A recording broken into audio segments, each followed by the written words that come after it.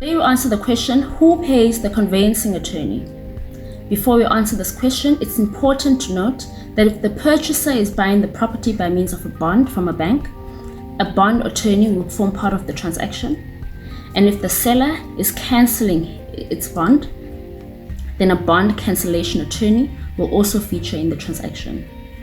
So, who pays the transfer attorney?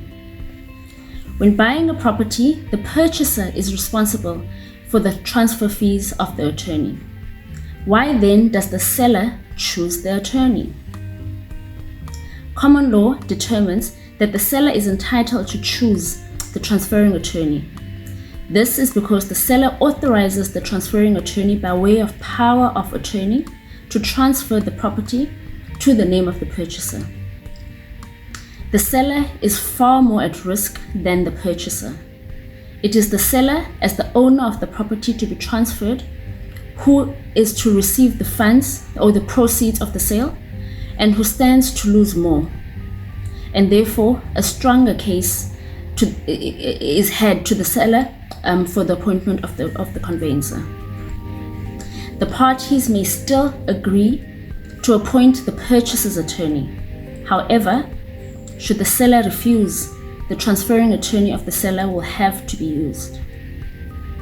Estate agents sometimes persuade sellers to use attorneys that they have dealt with before. This is common and acceptable, but in the end, the seller has the final say. Sellers should always check the conveyancer's track record, reputability, and efficiency. It is important for the purchaser to be aware that all conveyancer's fees are prescribed and regulated by a guideline provided by the Legal Practice Act. It is worth noting that the attorney chosen by the seller acts mutually between the two parties. That should answer the question.